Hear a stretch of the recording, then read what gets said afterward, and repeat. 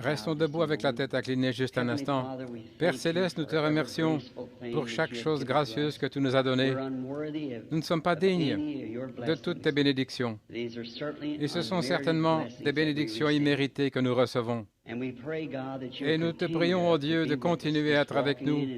Aussitôt que je suis entré, j'ai senti ce merveilleux esprit dans la réunion. Je sais que ça vient de toi.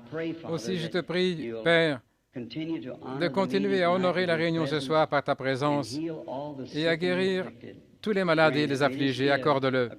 Que ceci soit une grande soirée que nous n'oublierons pas si vite à cause de ta présence. Nous le demandons au nom de Jésus. Amen.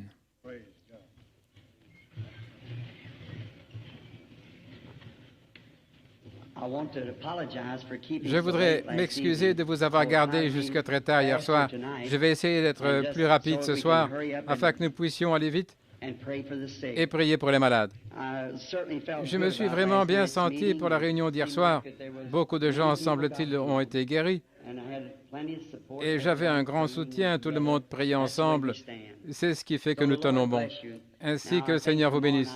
Je pense que demain soir, nous devons être, je pense qu'on a déjà annoncé cela, à un autre endroit. Maintenant, prenons le livre des Nombres au chapitre 22, juste pour un petit texte, pour faire quelques commentaires, et ensuite, nous allons consacrer la plus grande partie du temps à la ligne de prière. Billy a dit qu'il a distribué un grand nombre de cartes, 200 ou 300 cartes, et cela prendra pas mal de temps pour les faire passer dans la ligne de prière. Ainsi, je ne parlerai que quelques minutes, pas plus de 30 minutes si possible, et ensuite, je vais commencer la ligne de prière, prier pour les malades.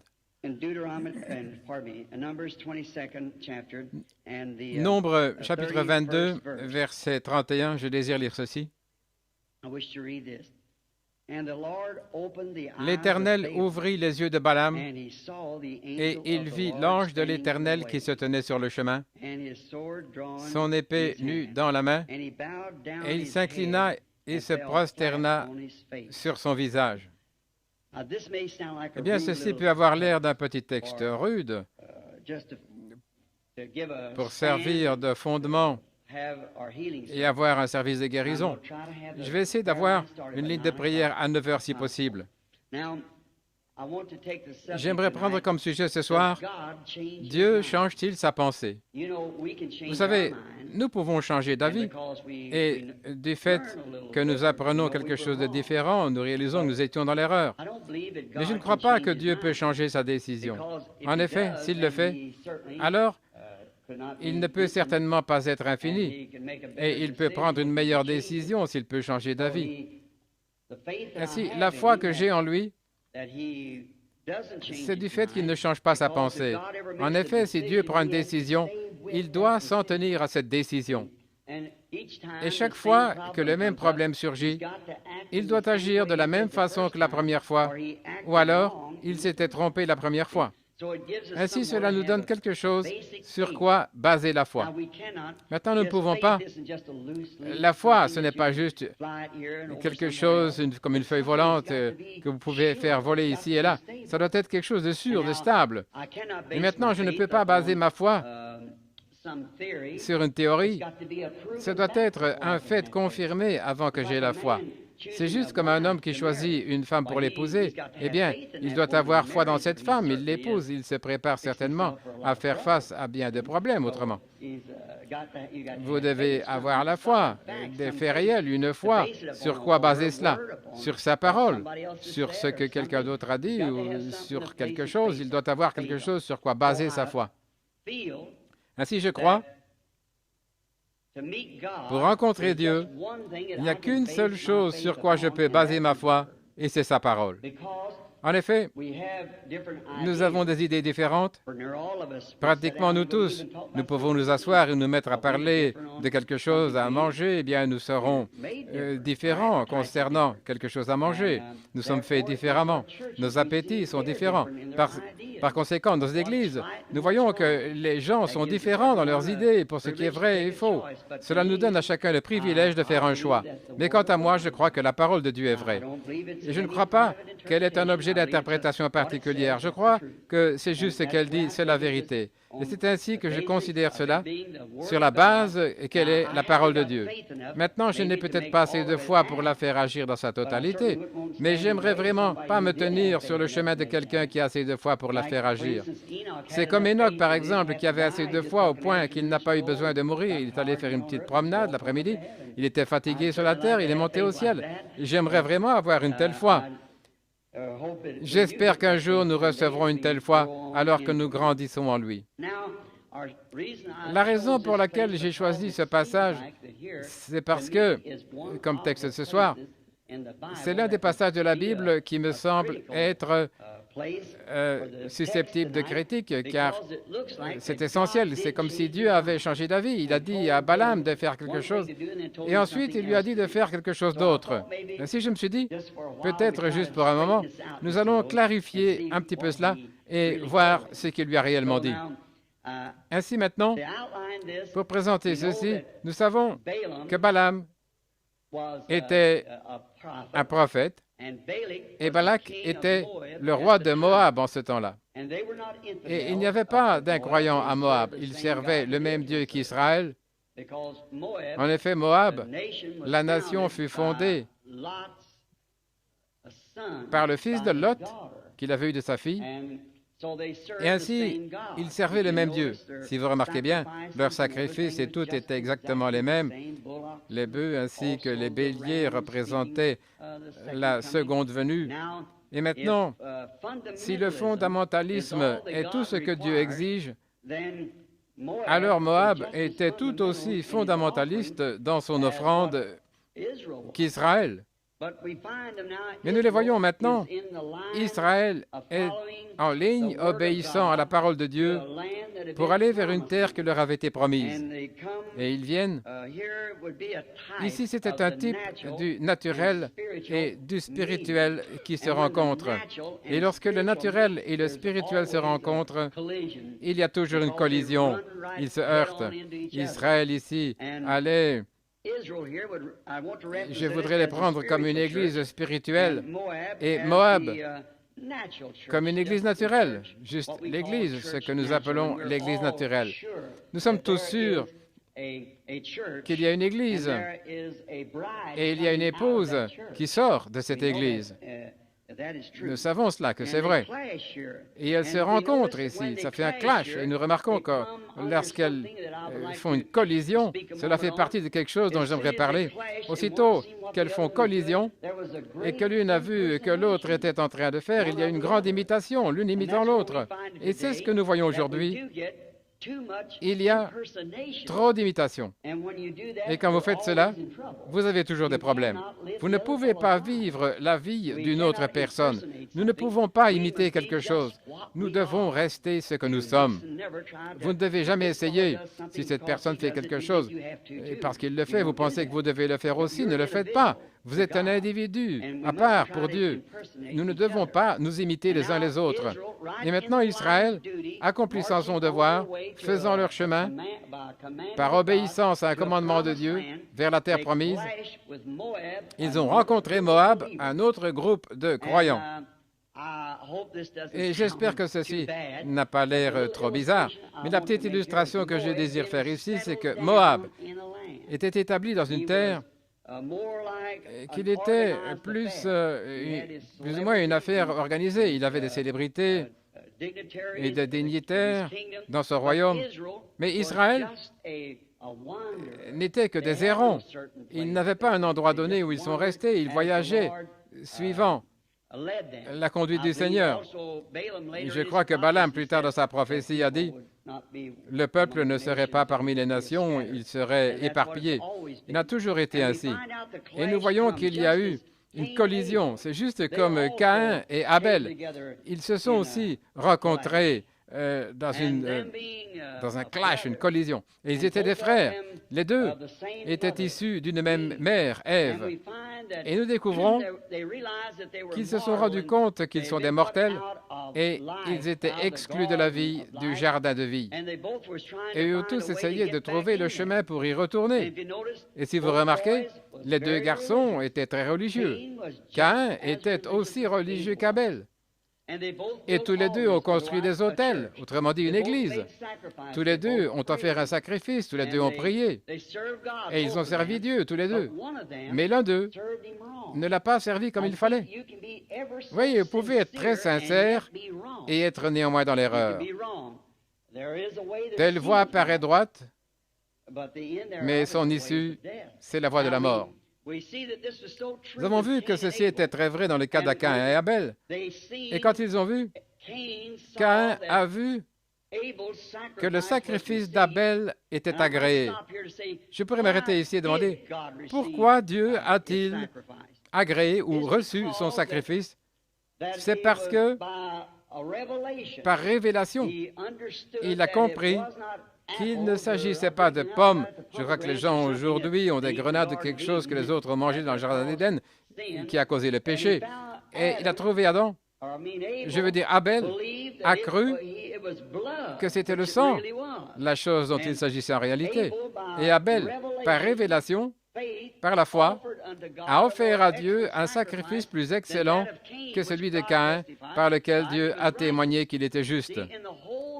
Et l'Église entière est bâtie sur la divine révélation de la parole de Dieu. L'entière, Jésus l'a dit. Un jour descendant de la montagne, il a dit à ses disciples, « Qui dites-vous que je suis, moi, le Fils de l'homme? » Ou que disent les gens que je suis? Certains disent que tu es Moïse, Élie, l'un des prophètes.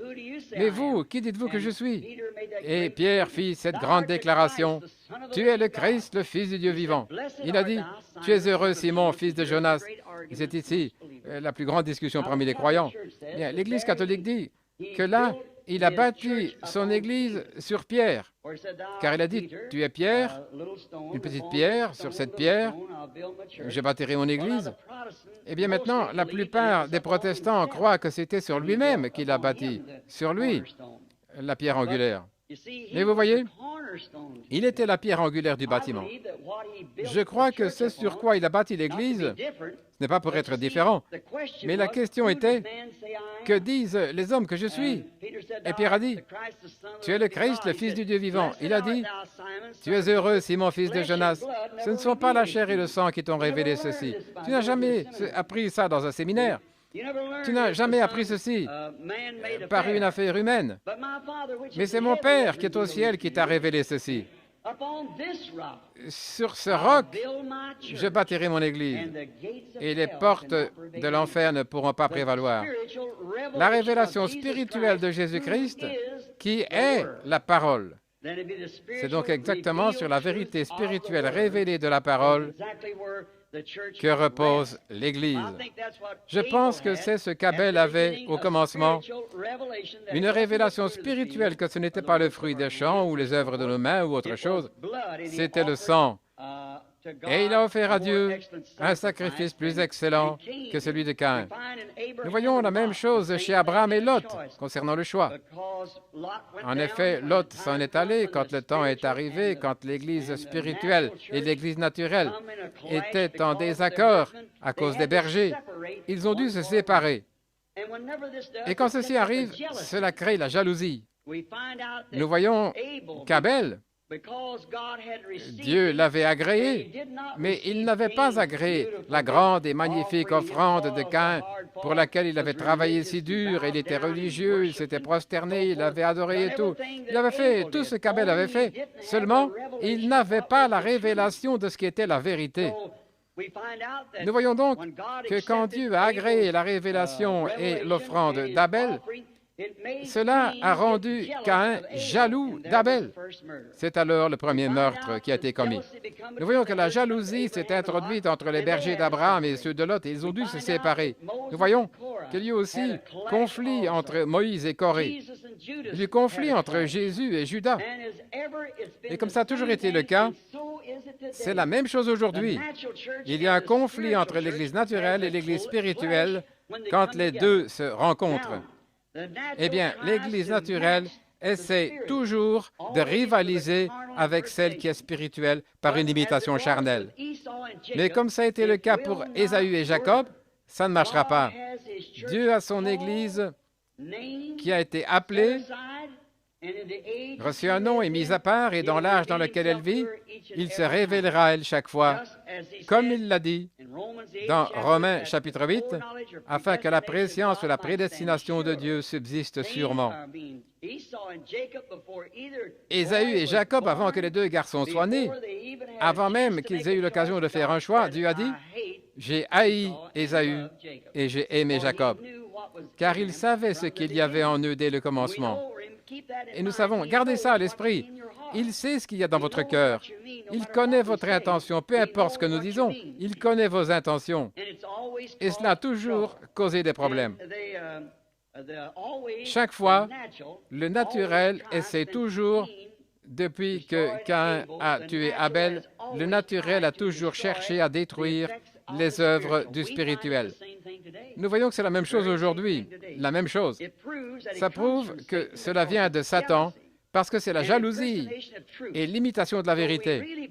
C'est pourquoi nous croyons vraiment que Dieu ne change jamais d'avis sur ce qu'il a déclaré. Il tient toujours cela pour vrai.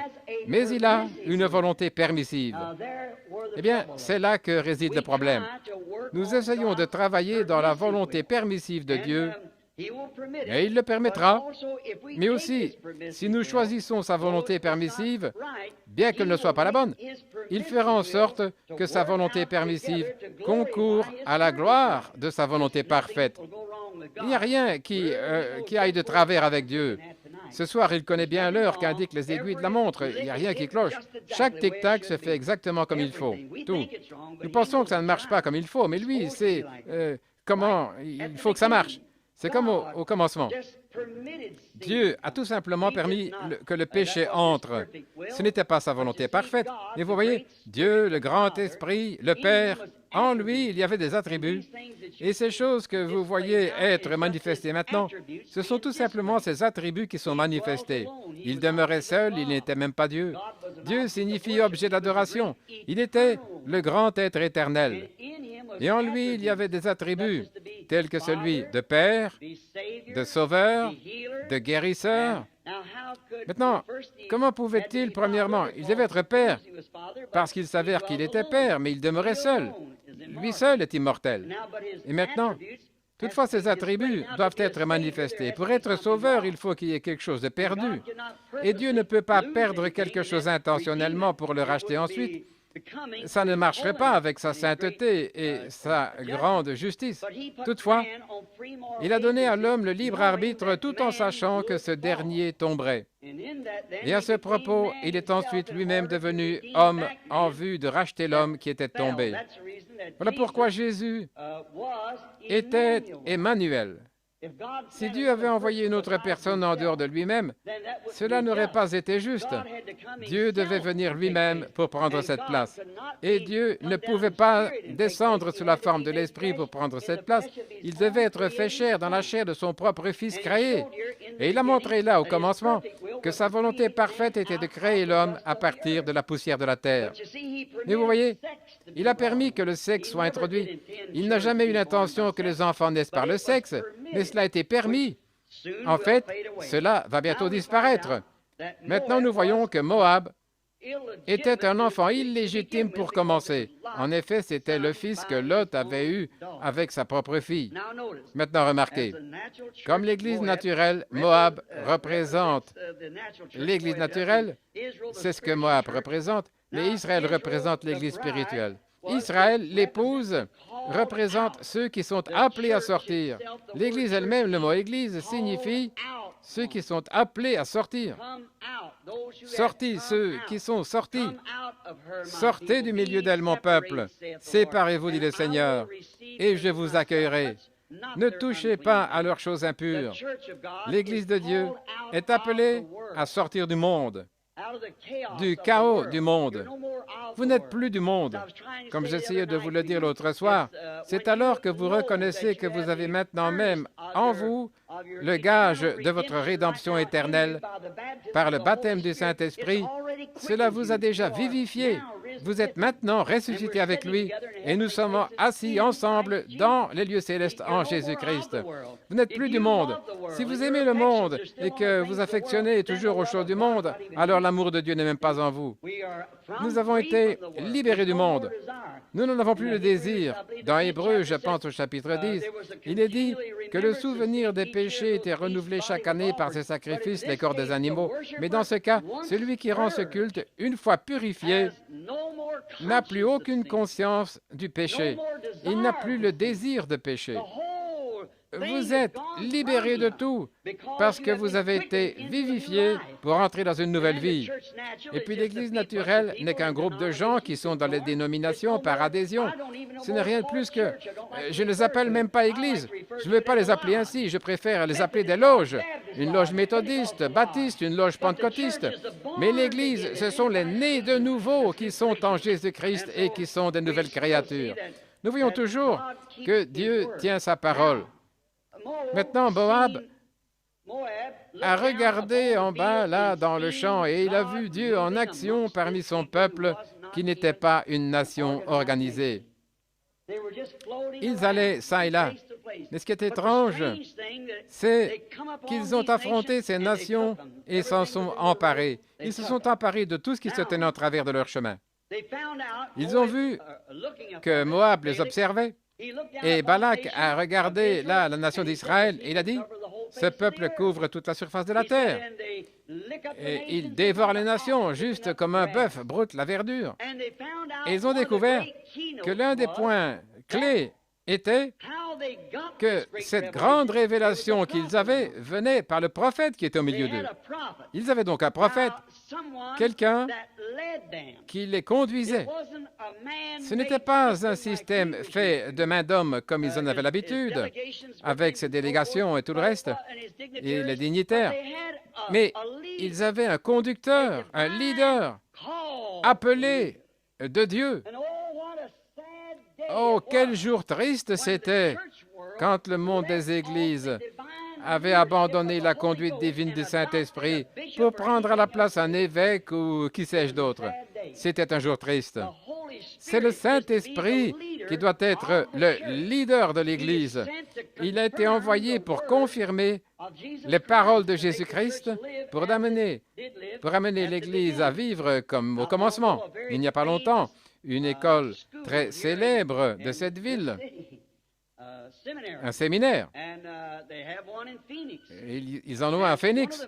Et l'un des hommes ou quelques étudiants sont venus vers moi. Ils ont dit, « Nous vous aimons, frère Branham. Nous n'avons rien contre vous.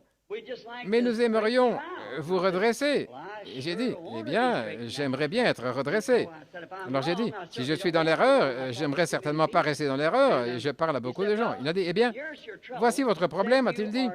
Vous essayez d'introduire ou de faire revivre une religion apostolique alors que la religion apostolique a pris fin avec les apôtres. » Et j'ai dit, oui, monsieur.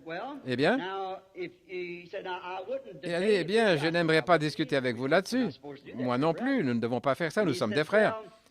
Il a dit, j'aimerais simplement vous aider. J'ai dit, je suis certainement disposé à recevoir de l'aide. Il a dit, vous voyez, c'est vrai. Et j'ai dit, maintenant, tout en parlant, nous ne devons pas utiliser des manuels. J'ai dit, je n'utiliserai pas les miens. Je n'en avais aucun excepté celui-ci.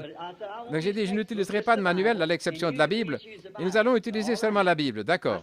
J'ai dit, nous croyons que l'Église apostolique a commencé le jour de la Pentecôte. Êtes-vous d'accord là-dessus? Il a dit, oui, certainement.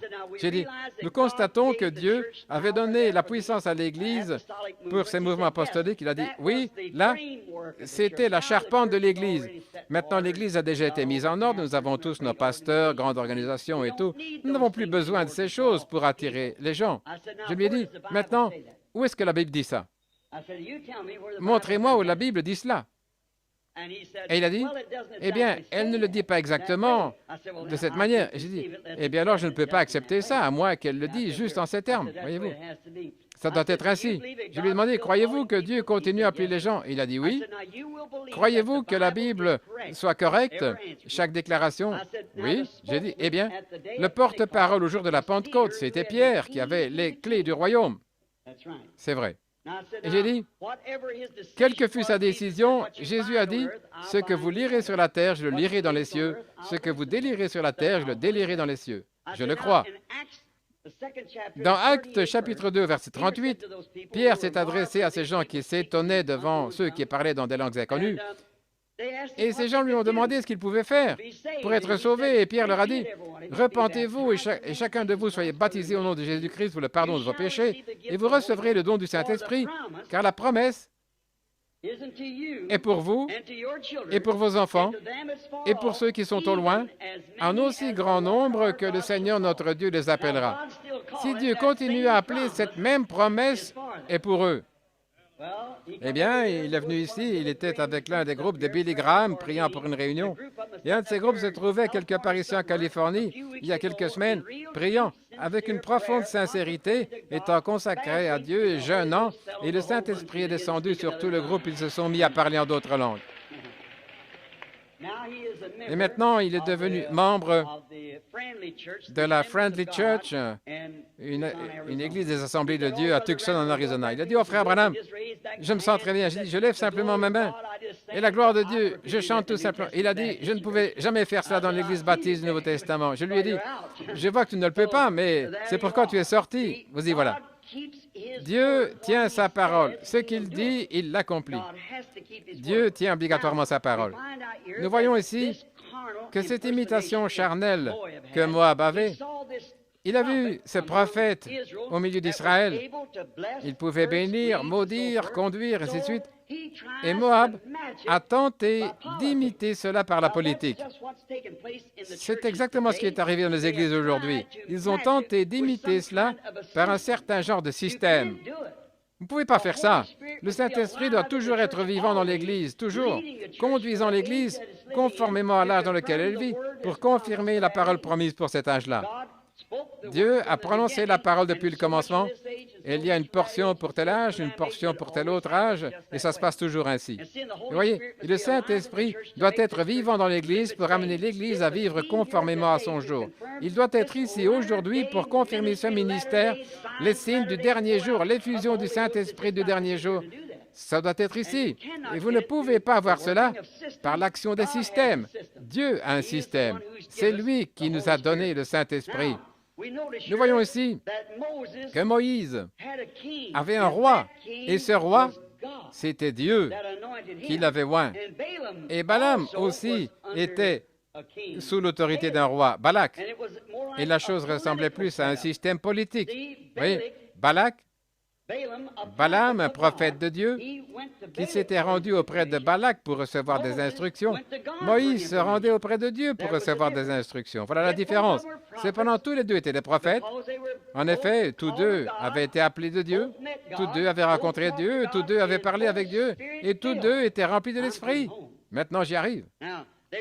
Tous deux étaient des hommes remplis de l'Esprit. Eh bien, c'est vrai. La Bible dit que Dieu a rencontré Balaam et lui a parlé.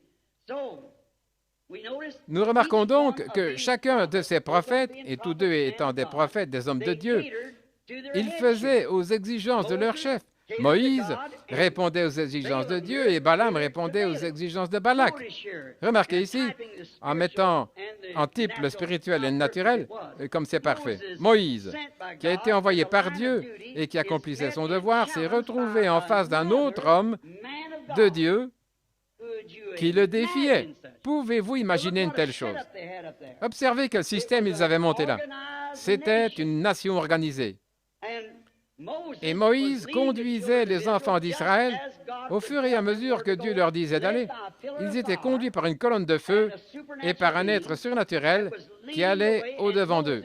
Et Moïse recevait naturellement ses instructions par le Logos qui était sorti de Dieu, cette colonne de feu.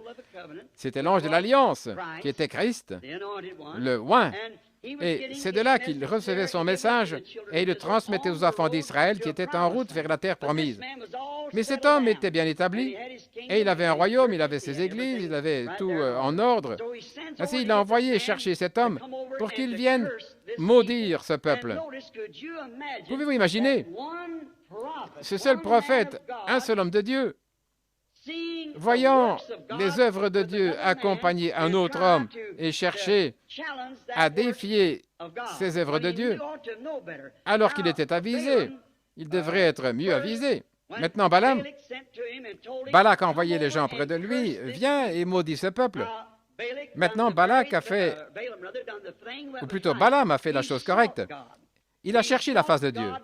Il a d'abord cherché la face de Dieu. Eh bien, c'est ce qu'il a dû faire. Et alors Dieu lui a donné une réponse parfaite et nette. Ne va pas avec lui. Laisse-le tranquille. Ne maudis pas ces gens. Ils sont bénis. Eh bien, cela aurait dû suffire. Quand Dieu a dit quelque chose, il ne peut pas changer cela. Remarquez, sa volonté parfaite, c'était « N'y va pas. N'attaque pas ce peuple, ils sont mon peuple. » C'était ça, sa volonté parfaite. Mais Balaam, pour commencer, n'aimait pas ces gens-là. Oui, vous y voilà. Combien de Balaam avons-nous aujourd'hui? La même manière, la même chose. Ils sont avisés. Ils en avaient au jour du Seigneur Jésus. Nicodème est venu, il a dit, « Maître, nous savons que tu es un homme envoyé de Dieu ou un enseignant envoyé de Dieu. Personne ne peut faire des choses que tu fais, à moins que Dieu ne soit avec lui. » Oui, ils observaient, c'était encore là, un Balaam. Balaam détestait ce peuple. Remarquez ces quartiers généraux. Après qu'ils avaient envoyé des hommes distingués là pour lui dire, « Eh bien, il y a des gens qui montent ici et je comprends que tu es un prophète, tu es un homme important. Viens donc ici et maudis ce peuple. » Balaam a dit, « Attendez une minute, que j'aille prier et demeurer toute la nuit. Peut-être que le Seigneur viendra à ma rencontre et qu'il me le dira. » Très bien, le matin suivant, le Seigneur est venu à sa rencontre et lui a dit, « N'y va pas, ne maudis pas ces gens, ils sont bénis. » Très bien. Balaam est sorti, il a dit, « Eh bien, je ne peux pas y aller car le Seigneur m'a dit de ne pas aller. » Maintenant, remarquez, quand ils sont allés à leurs quartiers généraux, là, pour arrêter ces réunions que ces gens tenaient, alors on voit que les quartiers généraux ont envoyé des gens plus importants, des plus hauts dignitaires, peut-être un évêque, quelqu'un d'autre, ou peut-être un ancien district. Ils ont... Dites-lui de descendre et d'arrêter cette chose de toute manière.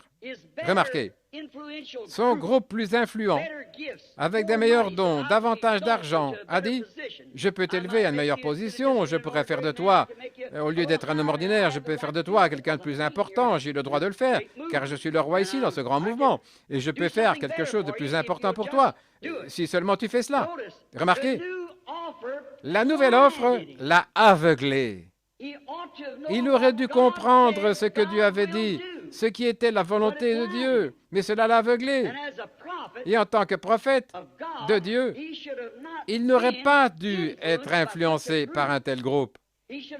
Pour commencer, il aurait dû sortir de ce groupe-là. Et si je suis en train de parler à certains hommes de Dieu ici, quand ils cherchent à vous dire là au quartier général que les jours des miracles sont passés, que c'est ce que nous faisons ici, le Seigneur Jésus est en train de nous bénir, et que c'est une bande de fanatiques, ils sont excités sur l'émotion, et la guérison divine n'existe pas, sortez immédiatement de ce groupe-là. Sortez de là. Car c'est la parole de Dieu qui est manifestée. Ils disent, le temps apostolique n'existe plus, le baptême du Saint-Esprit n'existe plus, se parler en langue, il n'y a rien là. Mais, frères, n'écoutez pas cela. Il y a beaucoup de gens comme Balaam aujourd'hui qui sont là dans leur bureau, qui lisent ce livre de la Bible, qui savent que c'est la vérité. Mais cependant, à cause de leur position, ils ne veulent pas prendre position. C'est tout à fait vrai.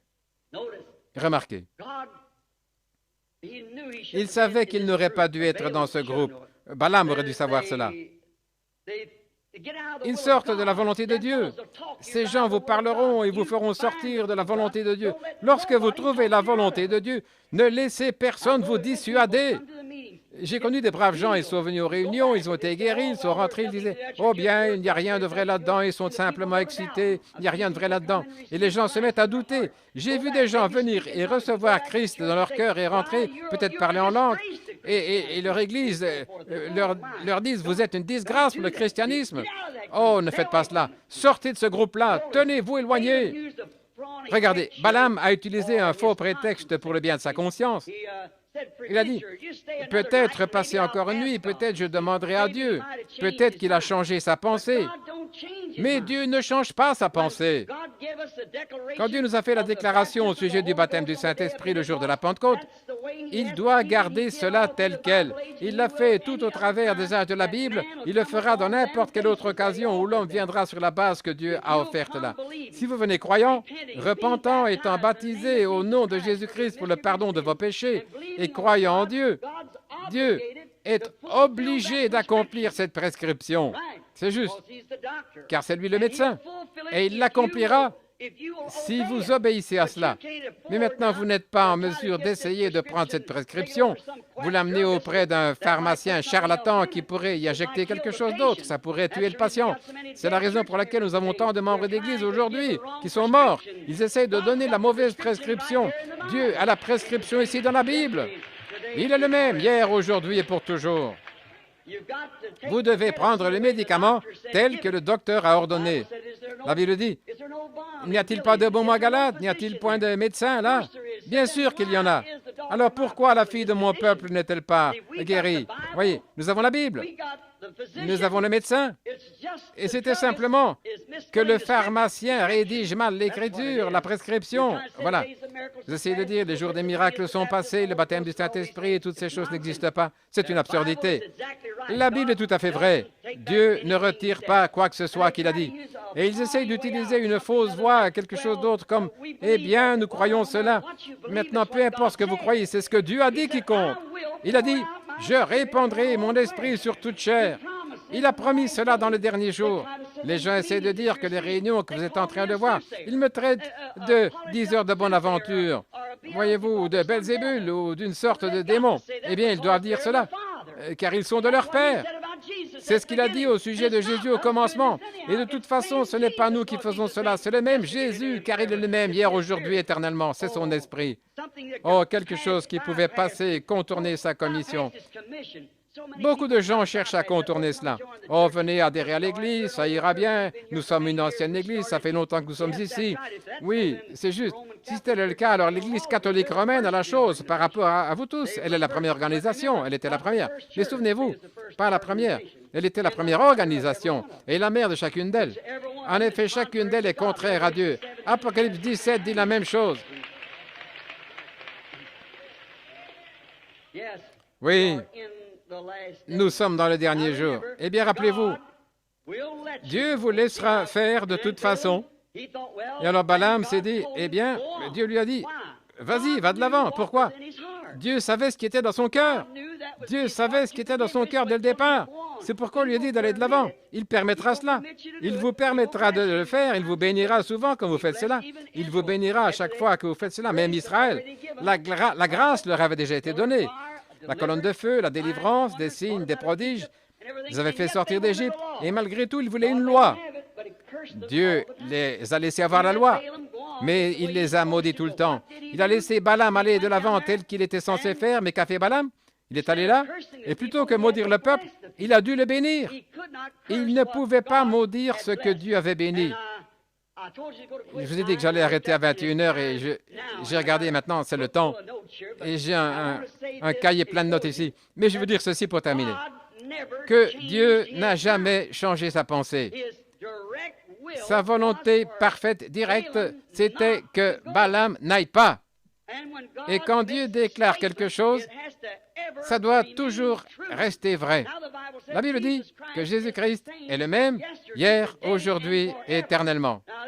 Bien, ça ne signifie pas dans une certaine mesure, ça signifie qu'il est le même hier, aujourd'hui, éternellement.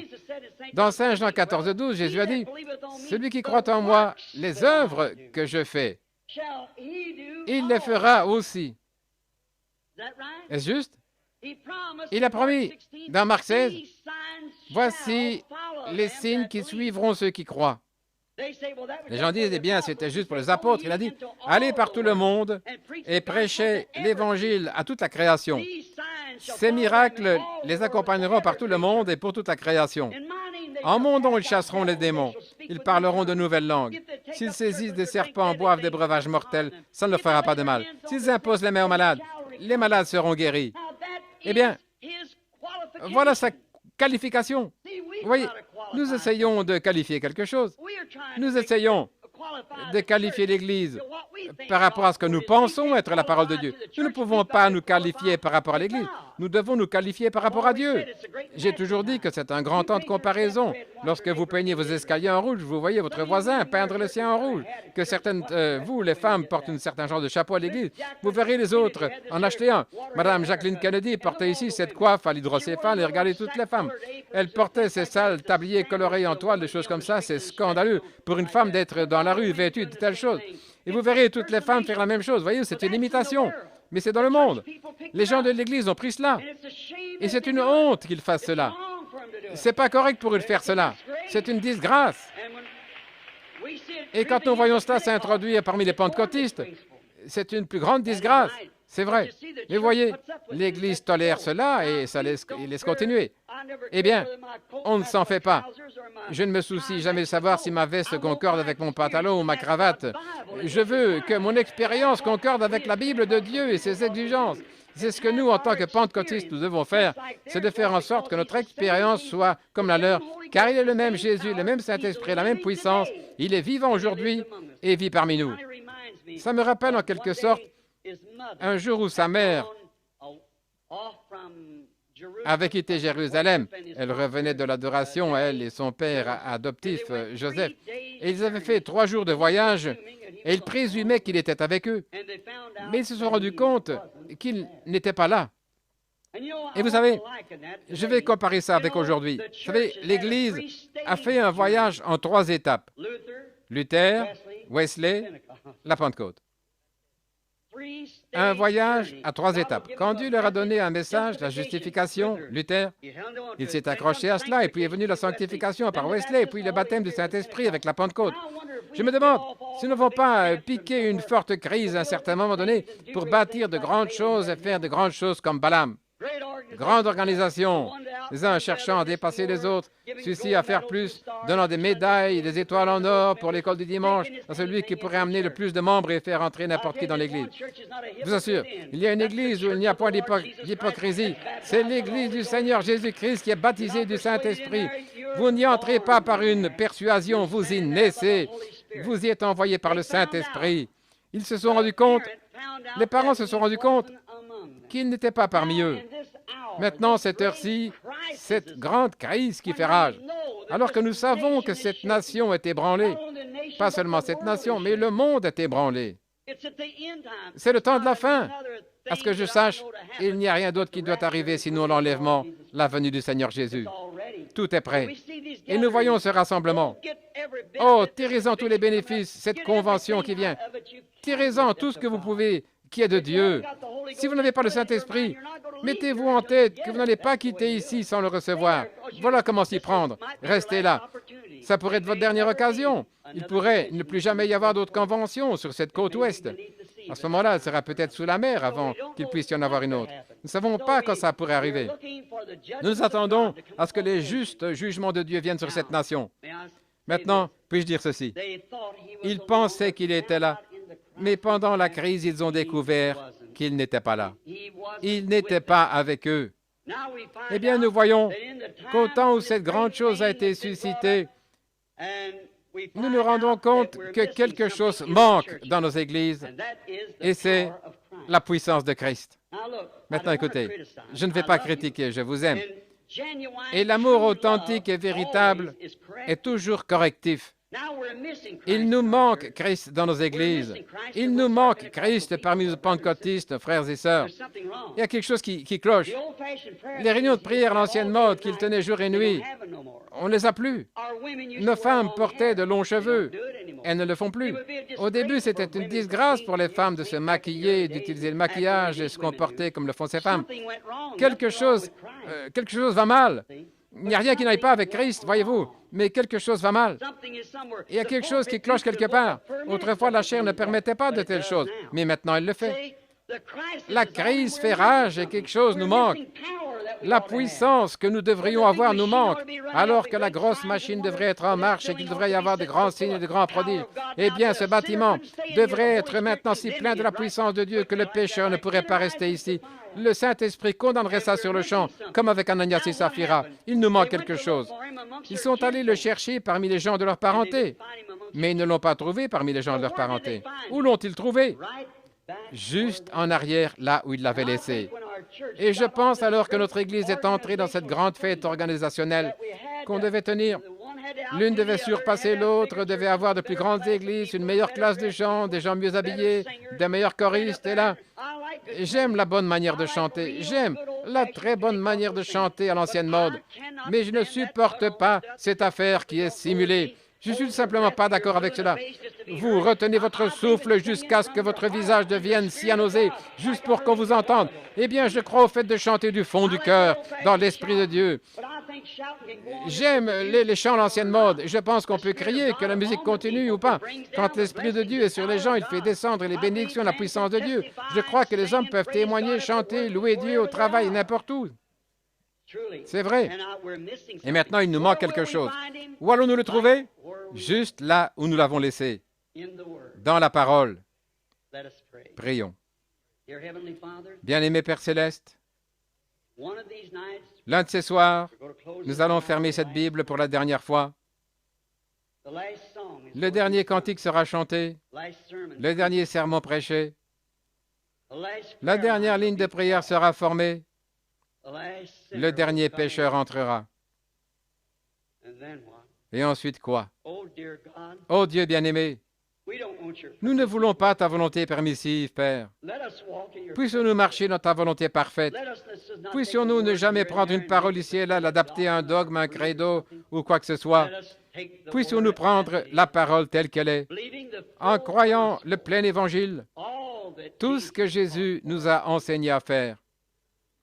Nous ne croyons pas que les actes des apôtres sont simplement une charpente. Nous croyons que c'est la parole de Dieu. Ce sont les actes de ton Saint-Esprit dans les apôtres. Et nous croyons que le même Saint-Esprit, ô Seigneur, qui est venu sur eux, et la manière dont ils ont agi, le Saint-Esprit fera la même chose quand il viendra sur nous, si c'est le même Esprit. Je prie donc, Dieu bien-aimé, que cette convention dont nous sommes à la veille, qui va commencer demain soir, je prie, Père Céleste, qu'elle soit la plus grande convention que cette ville ait jamais eue. Cela à cause de ta présence. Bénis chaque orateur, ô Dieu. Puisse-t-elle vraiment secouer, que la colère de Dieu puisse tonner depuis la chair, que les pécheurs soient secoués et qu'ils tremblent, que la présence de Jésus-Christ devienne si réelle aux gens qu'ils le verront marcher parmi eux, même en ayant les yeux fermés. Accorde le Seigneur. Maintenant ce soir, juste avant ce pourquoi nous prions arrive, Dieu bien-aimé, certains parmi tes enfants sont malades, ils ont été blessés et ils ont mal. Et je suis venu pour prier pour eux. Je te prie, Seigneur, d'honorer ce que je te demande ce soir pour leur maladie. J'ai confiance en toi qu'il n'y aura aucune personne faible dans ce bâtiment quand le service sera terminé. Tes serviteurs qui sont partout ici, qui sont assis là, crient, lèvent les mains, et ceux qui sont ici derrière sur l'estrade, qui disent « Amen » à la parole. Et Père, nous formons un groupe de gens. Nous sommes sortis du monde, de cette condition froide et formaliste, et nous sommes nés de l'Esprit, nous avons la vie ce soir. Et tu as dit, parce que tu vis, nous vivrons aussi. Et nous avons confiance, Seigneur, et nous croyons de tout notre cœur que conformément à ta parole, nous sommes représentés en toi. Maintenant, rends tes paroles réelles ce soir en guérissant les malades alors que je prie pour eux et que les autres prient. Accorde, Seigneur, qu'il en soit ainsi, et nous te louerons pour cela. Nous le demandons au nom de Jésus. Amen. Merci, Père. Nous le sentons juste comme c'est arrivé une fois dans la Bible. Les gens se trouvaient dans une situation critique et l'Esprit du Seigneur est descendu là sur un homme. Il lui a révélé où vaincre l'ennemi et où aller. Écoutez, corrigez-vous. Voyez, l'Esprit de vie en vous, vous corrige et vous dirige vers la parole. Voyez-vous, si la parole vit en vous, il vit de cette parole. Eh bien, hier soir, j'étais en retard. Et vous êtes vraiment un peuple merveilleux. Il semble, et comme je prends de l'âge, j'aurais souhaité, je serai avec vous pour toujours dans un autre pays. Ainsi, nous allons maintenant prier pour les malades. Et j'essaierai donc de ne pas en prendre trop à la fois comme je l'ai fait hier soir.